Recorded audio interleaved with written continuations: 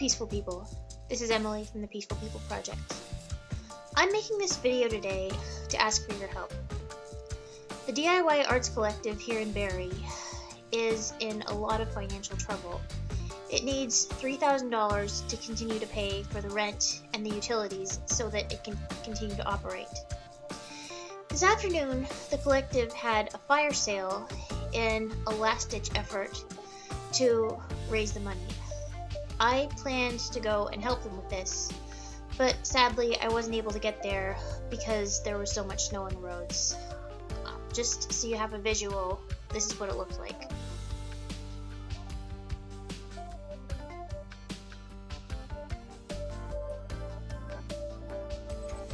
So, needless to say, I was pretty upset that I couldn't get to the fire sale, but it was a tough call that I had to make. The public buses weren't running on schedule. Cars were slipping and sliding all over the road, and I didn't feel that it was a good idea to risk my safety. However, fortunately, there has been an outpouring of support in favor of the D.I.Y. Arts Collective since the Barrie Examiner ran its article, Arts Collective is Hurting, this past Wednesday, January 29th. To the people who have supported the D.I.Y. Arts Collective, all I can say is thank you so much. Your support means so much to myself and my friends at the D.I.Y. Arts Collective.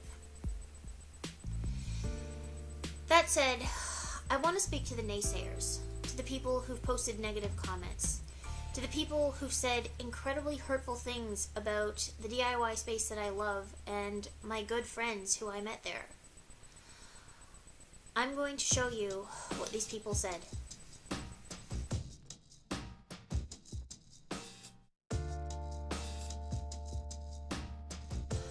I've been dragged here twice. Both times it seemed like a hub for underage drinking and overage idiocy. The art inside often looks like a twisted third-grade art project, and the general filth of the place and the people who frequent it presents an incredibly unprofessional and sometimes appalling appearance. Smuggling in drugs and booze appears to be almost encouraged by the facilitators. It seems like a place where a small group of downtown dirtballs get together to pat each other on the back for mediocrity. There are dozens of actual art, music, and dance facilities and groups that have a heartfelt and genuinely talented backing within the city limits. Why not support the actual arts? What's going on at the DIY is not art. It's embarrassing for the adults who are putting it forward. What's worse is that it seems like some of the individuals canvassing for funding spend spurts of time living there. This is not a cultural hub. It's a den for adult runaways.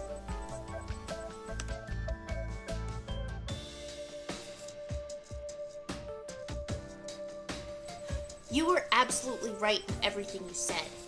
I was looking for the words to express that, and you nailed it. Add to that I know for a fact that they frequently allow members of their group of downtown dirtballs to camp out there overnight, which I believe isn't legal as it's a commercial space.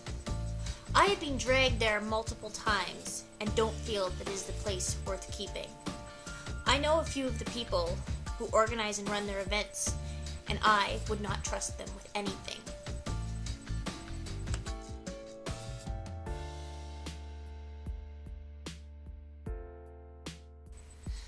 So, the first thing that really struck me about these comments was the fact that all of Barrie and the cats out of the bag felt the need to post them anonymously. The fact that these people were too cowardly to post under their real names shows me that they would have been too cowardly to say these things to any one of our faces. In the words of Oscar Wilde, man is least himself when he speaks in his own person. Give him a mask and he will tell you the truth. Now, I don't believe any of these things to be the truth. A lot of these things are just unfair generalizations and stereotypes about artists. Some people consider me to be an artist. I'm not really comfortable with labels, but I play the clarinet and the steel pan drum. I make videos. I write stories and poems. I teach yoga, and I used to paint. And yet, I don't participate in the culture of alcohol or drugs that all of Barrie and the cats of the bag assume is the norm with every single member of the collective. And I know a lot of other people, both in and out of the collective, who are the same way. The other thing that really bothers me is the arbitrary standards that these people have placed on art. In the words of Pablo Picasso, every child is born an artist. The problem is how to remain an artist once he or she grows up. This is actually a really good segue into Art with Kids, which is a wonderful program run by my friends Cindy, Sarah, and Jessie. Once a week, Art with Kids runs during an after-school time slot, and kids are invited to come in and participate in a free workshop doing an art project that centers around whatever exhibit is going on in the gallery at that point. This is a wonderful way to not only teach kids about art, but to really boost their self-esteem by telling them that, yes, their artwork is legitimate, and they too can be a part of things at the D.I.Y collective. Some groups judge people. Some groups reject people because they don't think their art is good enough. The D.I.Y doesn't do that. To me, that's beautiful.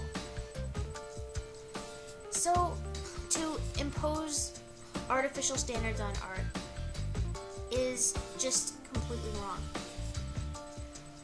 We don't use art to hurt or exclude people. We use it to build a community.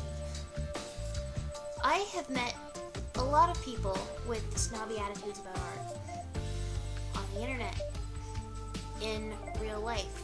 One in particular was my drawing teacher at Western, who decided to antagonize me just because I was a music major. Funny story, the following semester I took painting with her husband, and he was one of the best profs I ever had. Anyway, that is exactly what the D.I.Y collective is not. We don't use art as a weapon to antagonize others. We use art as a vehicle to bring people in. Now, the members of the collective are not just aimless artists. We're not just mindless navel gazers. We also do things to help the community. In fact, that is how I came to know the D.I.Y Arts Collective in the first place. Just this past October, I was sitting in Fred Grant Square waiting for a meeting with the Venturer Scouts. I was supposed to meet with them that day to talk to them about appearing on the Peaceful People Project later on. So I was sitting in the square, and two guys who I didn't even know came up to me, and they invited me to go back to the D.I.Y Arts Collective with them because they were having a Food Not Bombs dinner that night. They'd been walking around town and trying to recruit people to go to this thing. So I didn't know them, but they seemed like nice people, so I went back to the collective with them. And I had an amazing time at this event, and I met a lot of other wonderful people. They invited me to attend a media activism workshop the following week, where I told them all about the Peaceful People Project. Shortly after that, I ran my first event there, the White Peace Copy Workshop. And big thank you to Jeff for helping me get the materials from Off the Rack, which is another place that works closely with the D.I.Y Arts Collective. Thank you, Jeff. If you hadn't helped me, then it never would have happened.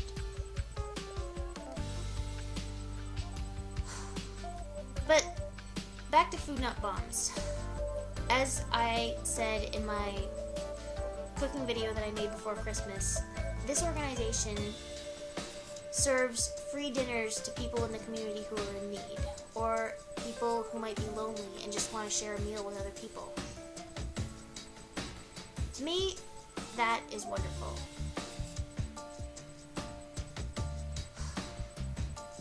The positive things I have witnessed through my participation in the DIY Arts Collective are just amazing. People helping me run events. People getting together and putting on Food Not Bombs dinners. Cailyn's beautiful yoga classes on Sunday evenings. And all those times that she patiently helped me with crow pose. I still don't have it, but I've gotten some pretty good bruises trying. In fact, this inspired me to start teaching yoga classes on Wednesday evenings for the people who can't make it on Sundays. And I have so much appreciation for the people who've helped me with that.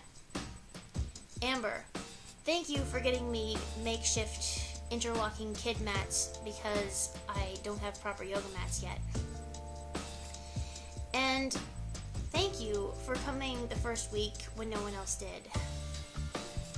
That really means a lot to me.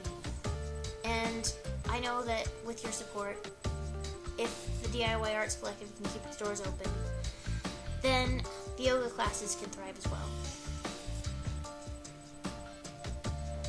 So, now that you know just how much the DIY Arts Collective means to me, and how much it means to others, I hope you understand how important it is that we keep it running.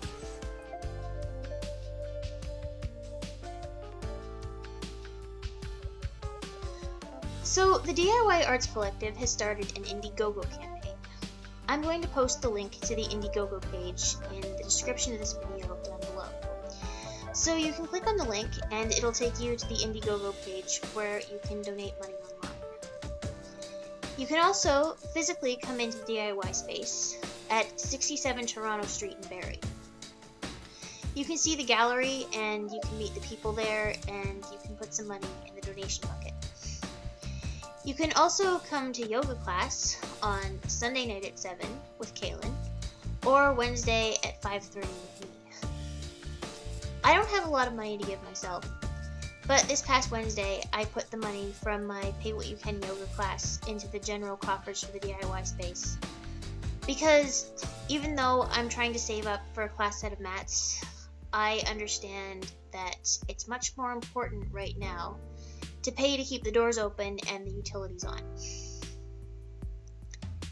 That said, I am incredibly proud of my fellow DIYers right now, because they're persevering when a lot of people would have just given up.